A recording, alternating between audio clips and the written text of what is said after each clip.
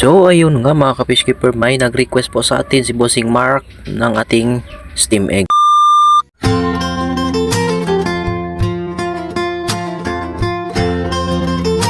So ayan po, yung ito po ang aking ingredients. So shoutout po sa iyo Bossing Mark. Sundan mo lang yung proseso para makatulong tayo. Napakalaking tulong po nito, lalong-lalo na sa mga kapwa ko fishkeeper. So ayan, unang-una pinaghalo ko po yung spirulina. Depende kung pwede kayo gumamit ng powder or tablet. Basta sa akin yung ginagamit ko is tablet. So binababad ko po hanggang sa lumambot po sila ng parehas yung ating quaking na feeds at saka spirulina tablet. So ganyan lang po mga ka-fishkeeper, napakadali lang po niyan mga ka-fishkeeper. So ayan, nalulusaw na po sila. So tama-tama na din yan mga ka-fishkeeper pag nalambot na po sila parehas ng ating quaking. Then after mapalambot mga ka-fishkeeper, so ayan, makikita nyo nag-prepare po ako ng ingredients. Syempre gel mix natin. Ito, gumamit tayo ng gulaman powder ha. 2 itlog, 2 bawang. Ayan, syempre kung may carrots kayo, pwede nyo haluan ng carrots. Syempre naglagay din ako para sa mga fins ng ating isda dyan, no? Iron at saka basta para sa mga fins dyan. So ito, pwede kayong mamit ng honey or tiki-tiki na nagbibili po sa mga pharmacy. Syempre moringa leaves or gulaman. Then ipaghalo nyo lang po lahat ng ingredients sa isang sa ating blender para mai-blend nyo ng sabay. Then nalagay ko na po yung aking itlog pala mga ka-fishkeeper. Nilagay ko na po. Syempre dapat ihalo muna natin mga ka-fishkeeper kasi para hindi po lumutang or magsitapunan yung ating malunggay. Sayang naman, di ba? So basahin lang natin dyan mga ka-fishkeeper. Halo lang muna bago i-steam. Ganyan po yung process. Syempre after mahalo, takpan natin para isaksak na natin yung ating blender mga ka-fishkeeper. So ganyan lang mga fishkeepers, pasensya na kayo kasi isang kamay ko nagbibideo, isang kamay ko nagsaksak.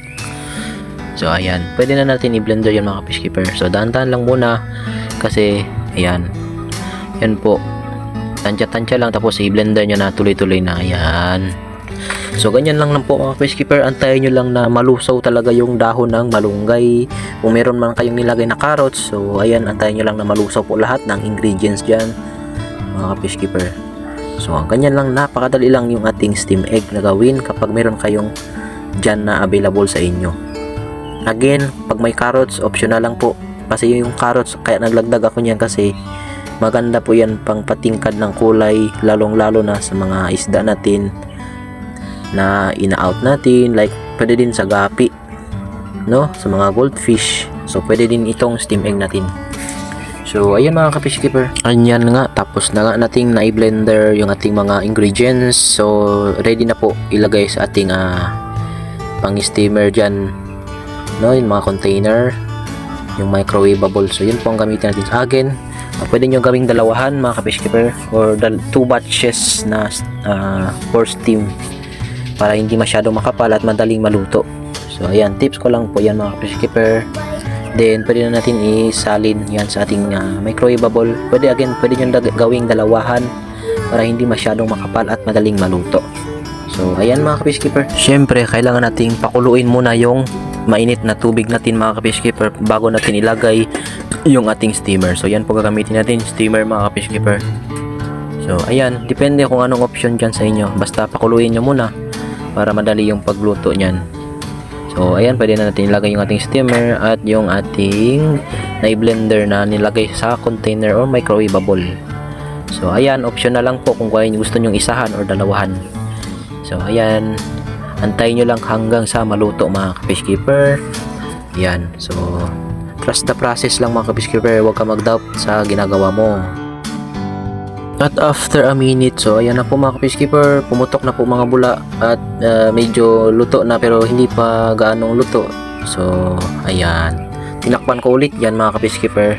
Syempre ipakaluto pa natin muna. Then after nga doon mga ka-fishkeeper, after a minute na naman, so ayan, luto na mga ka-fishkeeper. So okay na po yung ating steam egg. So pag malambot, okay lang, hanguin nyo na kasi kusa pong titigas yan. Yan po ang purpose ng ating gulaman mix. Siya po ang magpapatigas sa ating ginawang steam egg. So, yan pong purpose ng gulaman. So, pwede nyo lang pasingawin yan mga ka-fish keeper. Then, after natin mapasingaw mga ka-fish keeper, syempre pwede na natin yan hiwa-hiwain or i-cut natin mga ka-fish keeper para magpakain na po tayo sa ating mga alagang isda mga ka-fish keeper. So, yan po. So yan, medyo mainit-init pa pero napasingaw ko na ng kabahagya. Pero mas okay yung malamig na talaga kasi po sayang titigas dahil po sa gulaman mix ng ating nilagay. So ayan lang mga fish keeper yung ating steam egg. Napakalaking tulong po. Pwede nyo ipakain sa balon molly, sa goldfish, or sa kahit sa gapi, sa betta fish or fighting fish nyo dyan. So any fishes pwede po ito mga fish keeper kasi may mga nutrients naman yan sila nakukuha dyan. Dahil pinaghalo-halo po natin yung ating mga ingredients. Yes. So, ayan. Ito pong pruweba na okay na po yung ating steam egg. Stable na po yung ating steam egg. Dahil malasa po yan. Dahil po napaghalo-halo na po natin yung mga ingredients like may honey yung ginamit ko, hindi tiki-tiki. Pwede din mamit ng tiki-tiki pag walang honey. So, ayan na, kumakain na yan sila mga fish keeper. Effective po talaga yan. Kailangan din natin pakainin yung ating mga ibang isda mga fish keeper. So, ayan. So, medyo matigas na po yan, no? At this time, dahil po sa gulaman mix, tumigas na po siya ng kaunti. So, ayan, fiesta na this. So, ayan. Napaka-legit po talaga yan mga fish keeper. At saka, sanay na po silang kumain yan mga fish keeper. Yung aking mga lagang balon molly dito. So, any fishes, binibigyan ko yan mga fish keeper, ha? So, ayan. Comment down below kung may karagdagang katanungan or you can PM me. So, again, thank you for requesting Bossing Mark. So, ito na po request mo na steam egg. Maganda po pang alternative sa ating mga pagpakain dyan. Although may live foods ako, pero hinahalo ko lang feeds, steam egg at saka live foods. So, ayan. Again, kung umabot ka man sa itong punto ng video na to, huwag mo kalimutan mag-like, share, mag-comment ka para at least naman may sagot natin yung katanungan mo na umiikot sa isipan mo. Then pwede mo akong i-follow or i-subscribe sa aking mga social medias account, no, like YT or TikTok. So ayan po mga fish keeper, let's go, mapakain pa tayo. Ayan, nagbibigay din po ako niyan sa aking mga gapi. So ang mga gapi na ito is RDSS. So wala na po yan mga fish keeper, na out ko na po lahat ng RDSS ko dito. So ayan, pasensya na sa hindi nakahabol ha.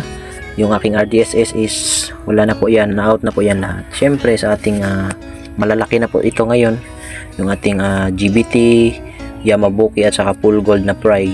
Binukod ko po ang male at saka female para hindi po sila mag breeding na dyan sa ating grow out tank. So ayan, effective po talaga, napakalaking tulong ng ating steam egg. So ihalo nyo lang sa inyong pagkain dyan, alternative syempre sa mga breeders.